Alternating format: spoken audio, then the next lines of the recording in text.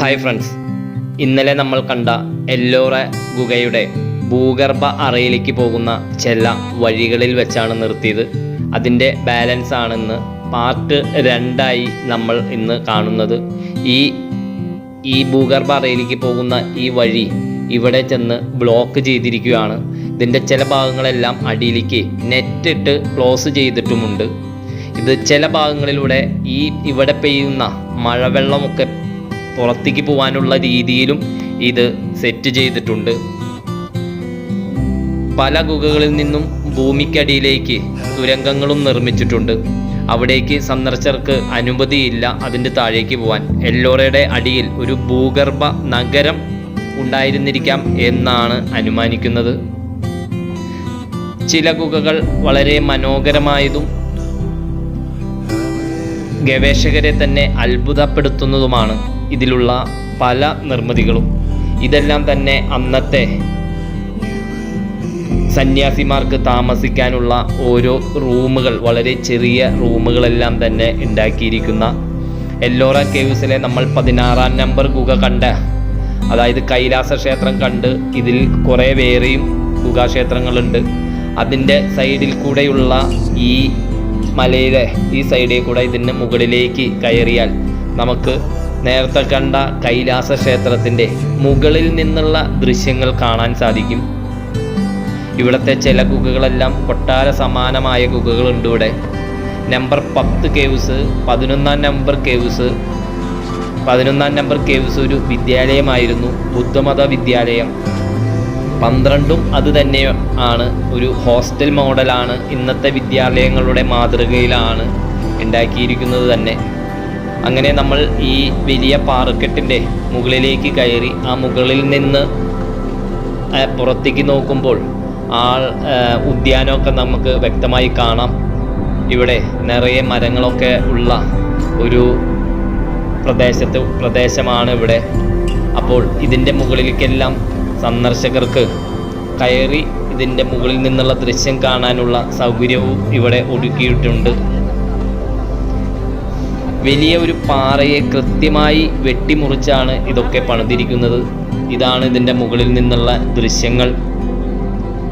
ഈ മുറ്റവും കെട്ടിടവും ഒറ്റ പാറയിൽ കൊത്തിയെടുത്തതാണെന്ന് നമ്മൾ ഓർമ്മിക്കണം. നമ്മൾ ഇവിടെ നിൽക്കുമ്പോൾ എത്ര കാലം വന്നിരിക്കാം ഇതുപോലെ പാറ വെട്ടി മാറ്റിയെടുക്കാൻ എന്നും കൂടി നമ്മൾ ആലോചിക്കണം. ഇതേ മുകളിൽ നിന്ന് നോക്കുമ്പോഴുള്ള ദൃശ്യങ്ങളാണ്. ഇനിയും ഇതിൻ്റെ മുകളിലേക്ക് കയറിയാലാണ് ശരിക്കുള്ള ആ ദൃശ്യങ്ങൾ നമുക്ക് ഫീൽ ചെയ്യുള്ളൂ.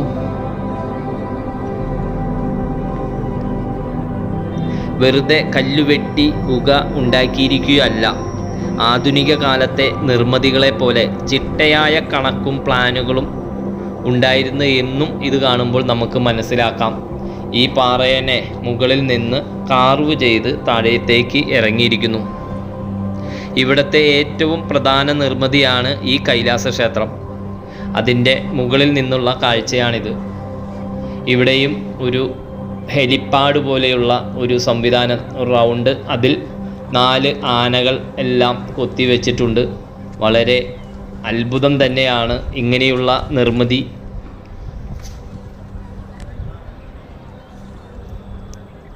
ഇവിടുത്തെ ഏറ്റവും പ്രധാന നിർമ്മിതിയായ കൈലാസ ക്ഷേത്രമാണ്. അതിൻ്റെ മുകളിൽ നിന്നുള്ള കാഴ്ചയാണ് നമ്മൾ കാണുന്നത്. ഈ എല്ലോറയിലേക്ക് കടന്നു വരുമ്പോൾ തന്നെ നമ്മൾ ആദ്യം കാണുന്നതും ഈ ക്ഷേത്രമാണ്, കൈലാസ ക്ഷേത്രം. ഇവിടെ നിന്ന് നോക്കുമ്പോൾ ഇതാണ് കാഴ്ച. ഒരു വലിയ ഒരു ക്ഷേത്ര നഗരം പോലെ നമുക്കിത് മുകളിൽ നിന്ന് ദൃശ്യമാകും.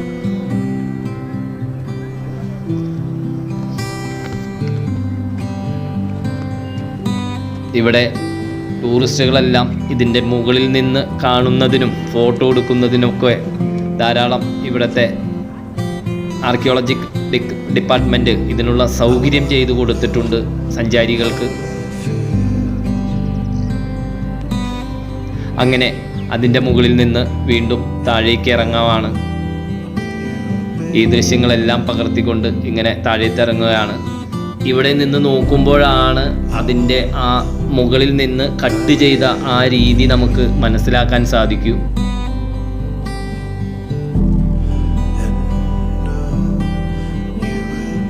ഇത് രണ്ട് സൈഡിലുമുള്ള പാറക്കെട്ടുകൾ, ആ പാറക്കെട്ടുകളിൽ നിന്നാണ് ഇത് കാർവ് ചെയ്ത് എടുത്തിരിക്കുന്നത്. വളരെ മനോഹരമായ കൊത്തുപണികളോടുകൂടിയുള്ള നിർമ്മിതികളാണിത്.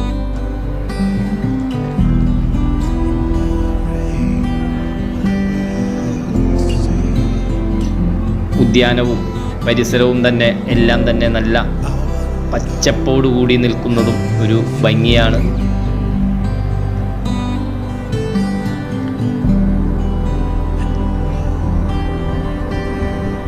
ഇവിടെ വർഷം തോറും ധാരാളം സഞ്ചാരികൾ എത്തുന്ന ഒരു പ്രദേശം കൂടിയാണ്. നമ്മൾ വിദ്യാർത്ഥികളെല്ലാം അജന്തയെ പറ്റിയും എല്ലോറയെ പറ്റിയുമെല്ലാം ധാരാളം വായിച്ചിട്ടുണ്ടാവും, അതേപോലെ പഠിച്ചിട്ടുണ്ടാവും ഗുഹാക്ഷേത്രങ്ങളെ പറ്റി. അതിലെല്ലാം പ്രതിപാദിക്കുന്ന അജന്ത എല്ലോറ കേവ്സാണിത്. അതിലെ എല്ലോറ കേവ്സാണിത്. എല്ലോറ കേവ്സിലെ 16 നമ്പർ ഗുഹാക്ഷേത്രമായ കൈലാസ ക്ഷേത്രമാണത്. അവിടെ നിന്നിറങ്ങി അടുത്ത ഗുഹാക്ഷേത്രങ്ങളിലേക്കും അന്നത്തെ സന്യാസിമാർ താമസിച്ചിരുന്ന ഓരോ ഹോസ്റ്റലുകളിലേക്കുമാണ് അടുത്ത യാത്രകൾ. ഈ ശിവക്ഷേത്രം കഴിഞ്ഞ് ഹിന്ദു ക്ഷേത്രങ്ങൾ കഴിഞ്ഞ് ജൈന ക്ഷേത്രങ്ങളും അതുപോലെ തന്നെ ബുദ്ധിസ്റ്റുകളുടെ ക്ഷേത്രങ്ങളും എല്ലാം തന്നെ ഇവിടെയുണ്ട്. ഇതെല്ലാം തന്നെ കൊട്ടാര സദൃശ്യമായ രീതിയിൽ കൊത്തുപണികളോടുകൂടി ഉണ്ടാക്കിയിരിക്കുന്നതാണ്.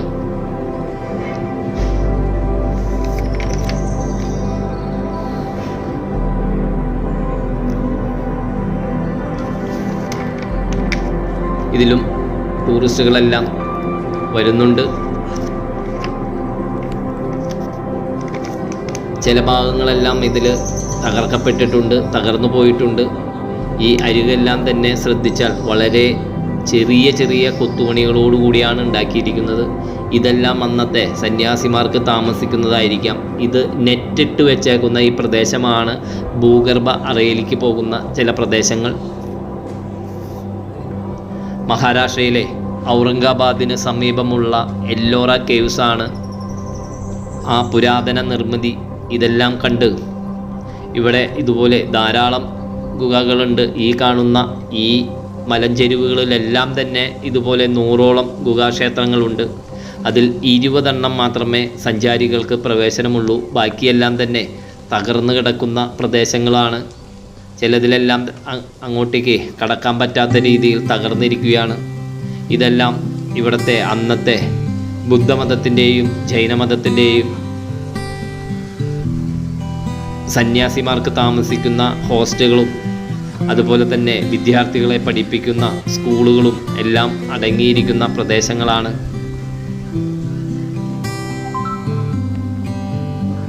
ഓരോ ഗുഹകളും ഓരോ സന്യാസിമാരുടെ വാസസ്ഥലവും പഠനശാലകളും പ്രവർത്തിച്ചിരുന്നു. അതോടൊപ്പം തന്നെ ഓരോ ക്ഷേത്രവും ഉണ്ടായിരുന്നിരിക്കണം. അതാണ് ഓരോ റൂമുകളിലും. ചില ശ്രീകോവിൽ പോലെയൊക്കെ നമുക്കിവിടെ കാണാൻ സാധിക്കും. ഗുഹയുടെ ഏതെങ്കിലും ഭാഗത്തൊരു ശ്രീകോവിൽ ഉണ്ടാവും. അതിലൊരു ബുദ്ധ ഭഗവാന്റെ വിഗ്രഹം കല്ലിൽ കൊത്തി വെച്ചിട്ടുണ്ടാവും. പിന്നെ ധാരാളം കൊത്തുപണികൾ. ഇതെല്ലാം തന്നെ ഇങ്ങനെ ധാരാളം കൊത്തുപണികളോട് കൂടിയ ഗുഹാക്ഷേത്ര സമുച്ചയമാണിത്.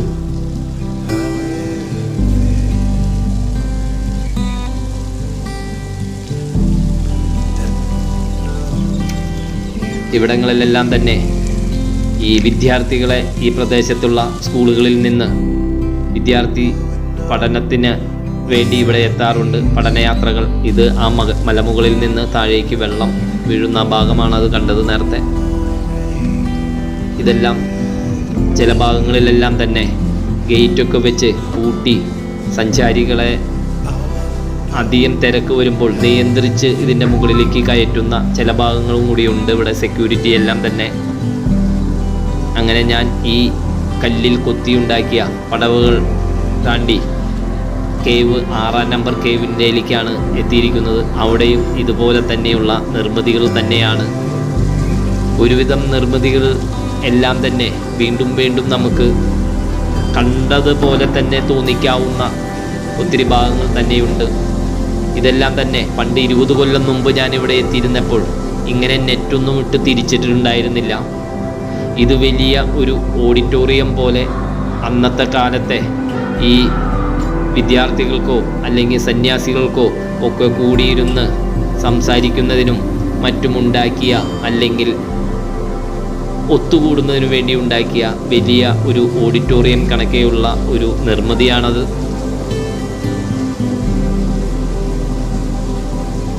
അങ്ങനെ എന്തുകൊണ്ടും നമ്മെ അത്ഭുതപ്പെടുത്തുന്ന, അമ്പരപ്പിക്കുന്ന അന്നുകാലത്തെ നിർമ്മിതികളാണിത്.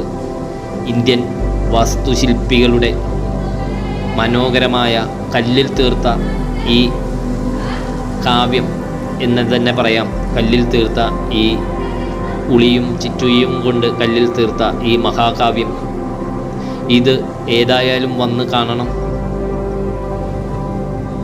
സഞ്ചാരികൾ ലോകം രാഷ്ട്രങ്ങൾ സഞ്ചരിക്കുന്നതിന് മുമ്പ് ഇന്ത്യയിലുള്ള സഞ്ചാരികൾ ഉറപ്പായും കണ്ടിരിക്കേണ്ട, അല്ലെങ്കിൽ ഒരു ഇന്ത്യക്കാരൻ ഉറപ്പായും കണ്ടിരിക്കേണ്ട ഇന്ത്യയിലെ മഹാത്ഭുതങ്ങളിൽ ഒന്നാണിത്, എല്ലോറ കേവ്സ്. അപ്പോൾ ഇന്ത്യയിലാണ് ഏറ്റവും അധികം 5000 കൊല്ലം പഴക്കമുള്ള, പാരമ്പര്യമുള്ള, ചരിത്രമുള്ള പല ഗുഹാക്ഷേത്രങ്ങളും, പല കാര്യങ്ങളും, പല കൊട്ടാരങ്ങളും, പല കോട്ടകളും എല്ലാം നിറഞ്ഞ ഇന്ത്യൻ സംസ്കാരവും അതുപോലെ തന്നെ ഇന്ത്യയിലെ വൈവിധ്യങ്ങളുമെല്ലാം തന്നെ കാണണമെങ്കിൽ നമ്മുടെ നാട്ടിലൂടെ തന്നെ സഞ്ചരിക്കണം. അതിനുശേഷം നമുക്ക് മറ്റുള്ള രാജ്യങ്ങളിലേക്ക് പോകാം. ഇതാണ് അടുത്ത ഗുഹാക്ഷേത്രം. അങ്ങനെ ക്ഷേത്രങ്ങളുടെ ഒരു പ്രദേശം, ഒരു കോംപ്ലക്സ് എന്നെല്ലാം പറയാം. അതിൻ്റെ ഉള്ളിലെല്ലാം തന്നെ ഇതുപോലെ തന്നെ തൂണുകളെല്ലാം ഉള്ള ഇത് കേവ്സ് 2 ആണ്, രണ്ടാമത്തെ ഗുഹാക്ഷേത്രം. 1 മുതൽ 12 വരെയുള്ള കേവ്സ് ബുദ്ധമത ശില്പങ്ങളാണ്. ബുദ്ധമതത്തെ പറ്റിയാണ് കൂടുതലും പ്രതിപാദിപ്പിക്കുന്നത്. ഇവിടെ നിന്ന് വീണ്ടും ഒരു 2 കിലോമീറ്ററും കൂടി മാറി ഈ ഭാഗത്താണ് ജൈനമത ഗുഹാക്ഷേത്രങ്ങളുള്ളത്. ഇതിലെ നിർമ്മിതികളെല്ലാം, ഈ കല്ലിൽ കൊത്തിയ ഡിസൈനെല്ലാം സൂക്ഷിച്ചു നോക്കൂ.